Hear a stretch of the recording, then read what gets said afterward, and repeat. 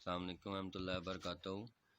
आज का जो सा हमारा SLO है वो स्टैंडर्ड फॉर्म या साइंटिफिक नोटेशन के ऊपर है, और इसमें हम इसको साइंटिफिक फॉर्म भी कहते हैं, स्पेसिफिक नोटेशन। ये दोनों लफ्ज़ इसी के लिए, साइंटिफिक नोटेशन दोनों लफ्ज़ इसी के लिए यूज़ होते हैं। इसमें ये होता है कि सबसे पहले डेफिनेशन इसकी आती है कि जब हमने बहुत बड़ी या बहुत छोटी वैल्यू जो सी है उसको लिखना हो तो हम पावर ऑफ 10 में लिख लेते हैं उसको। तो पावर ऑफ 10 में जब लिखते हैं तो उसका मतलब ये होता है कि वो वैल्यू एक ऐसी वैल्यू में आई थी जिसमें गलती के चांसेस कम हो जाते हैं। तो इसकी डेफिनेशन को इस तरह से बनेगी, scientific notation number is expressed as some power of 10 multiplied by a number between 1 and 10।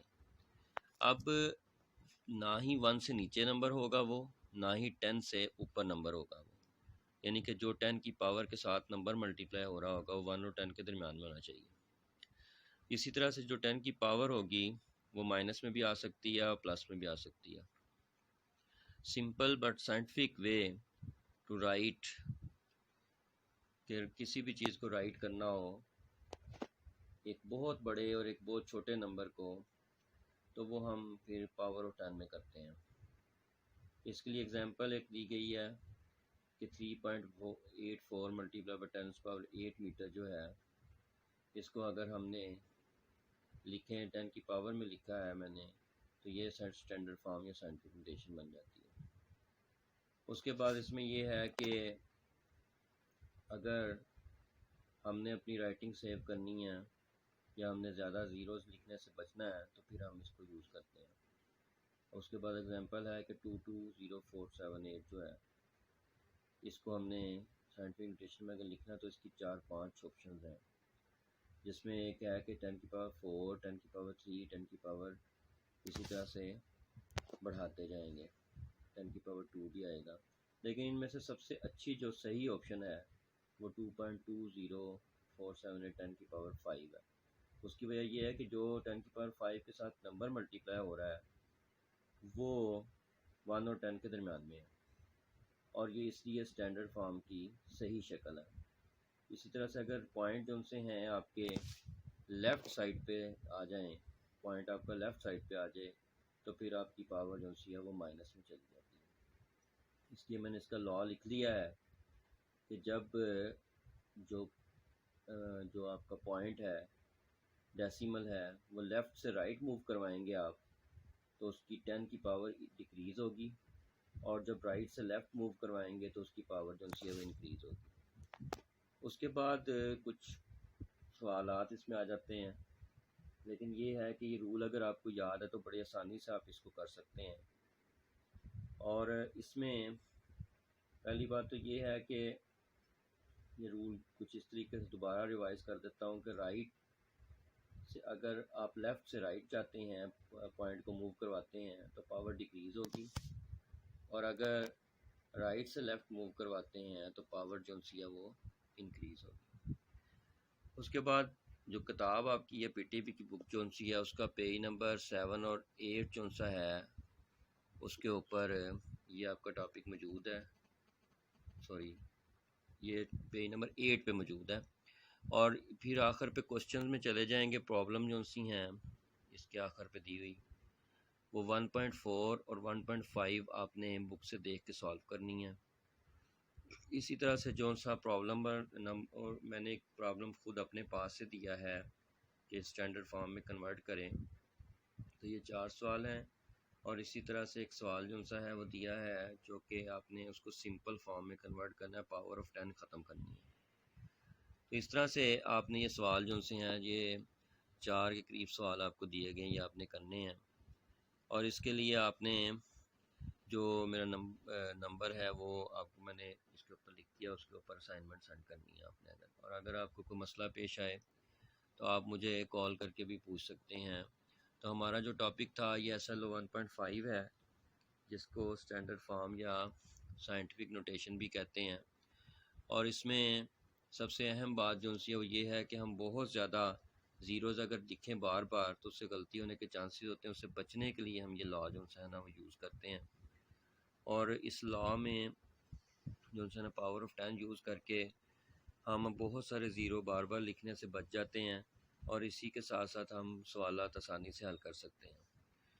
अब बात आती है कि किस तरीके से आप ये सॉल्व करेंगे, तो उसके लिए दो एग्जांपल्स दे दी गई हैं। अगर उनको देखा जाए तो लॉ जो सा है वो कुछ इस तरह से बनता है कि देखें, पहले मैंने कुछ जो 220478 लिखा था, इसमें पॉइंट आखिर पे था, इसको लेफ़्ट साइड की तरफ मूव करवाया।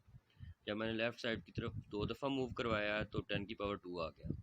जब 3 दफ़ा मूव कराया तो 10 की पावर 3 आ गया। जब 4 दफ़ा मूव कराया तो 10 की पावर 4 आ गया। जब 5 दफ़ा मूव कराया तो 10 की पावर 5 आ गया। लेकिन जब 5 दफ़ा मूव करवाया तो वो जो सा इसके साथ मल्टीप्लाई हो रही थी चीज़, वो 1 और 10 के दरमियान में आ गई। बाकी जो से थे वो 1 और 10 से ऊपर थे, लेकिन 1 और 10 के दरमियान में जो आ गया था वो 2.20478 मल्टीप्लाई 10/5 आया। तो ये जो सा है ये ऑप्शन सबसे अच्छी ऑप्शन है, जिसको हम चूज़ करके तो हम इसको सॉल्व कर सकते हैं। इसी तरह से जब दूसरी एग्जांपल में मैंने आपको बताया कि आप लेफ़्ट से राइट की तरफ मूव करवाते हैं, तो देखिए वहाँ पे इसको 4 दफ़ा मूव करवाया गया है पॉइंट को। तो 4 दफ़ा जब मूव करवाया गया है लेफ़्ट से राइट की तरफ, तो -4 लिखा गया है। तो जो सा उसके साथ डिजिट मल्टीप्लाई हो रहा है वो 1 और 10 के दरमियान में आया है। इस तरह से वो आपका स्टैंडर्ड फॉर्म में आ गया है, जो डेफिनेशन के लिहाज से बनती है कि जो उसके साथ नंबर मल्टीप्लाई हो रहा होगा वो 1 और 10 के दरमियान में होना चाहिए। इस तरह से इन दो एग्जांपल्स को देखते हुए आप किताब से क्वेश्चन नंबर जो सा प्रॉब्लम नंबर 1.4 और प्रॉब्लम नंबर 1.5 ये दोनों जो से हैं सॉल्व कर सकते हैं। और इसी तरह से जो क्वेश्चन नंबर 3 और 4 है ये मैंने अपने पास से खुद दिया है, ये वहाँ से आप सॉल्व कर सकते हैं। और इसको लेक्चर को बार बार सुनने से आपको उम्मीद है कि ये लेक्चर समझ आ जाएगा और आप अच्छे तरीके से इसको कर सकते हैं। तो ये जो आपका साइंटिफिक नोटेशन स्टैंडर्ड फॉर्म है, अगर आप अपनी मैथ की बुक चेक करें तो मैथ की बुक में आपका चैप्टर नंबर 3 जो लॉ का चैप्टर है उसमें ये आपकी स्टैंडर्ड फॉर्म या साइंटिफिक नोटेशन पहली एक्सरसाइज में ये यूज़ हुए हैं। अगर आपको ये अच्छे तरीके से समझ आ जाएगा तो आप मैथ के उस चैप्टर का चैप्टर नंबर 3 जो सा 3.1 एक्सरसाइज है उसको भी अच्छे तरीके से समझ जाएंगे। और उसको अच्छे तरीके से समझने के बाद आप उसको भी सॉल्व कर लेंगे। इसका मतलब ये हुआ कि जो फिज़िक्स और मैथ है ये दोनों आप आपस में लिंक रखते हैं। बहुत सारी चीज़ें जो सी हैं जो फिज़िक्स में आप पढ़ते हैं वो मैथमेटिक्स से रिलेट करती हैं।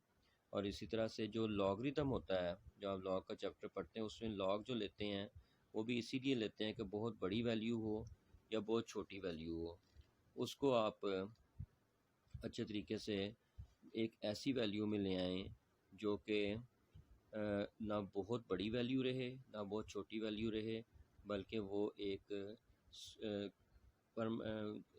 कंफर्म वैल्यू आ जाए जो कि आपको लिखने में या आपको यूज़ करने में आसानी रहे। इसी तरह से साइंटिफिक नोटेशन भी हम इसलिए यूज़ करते हैं। तो मैं उम्मीद करता हूँ कि आपको मेरा लेक्चर समझ आ गया होगा।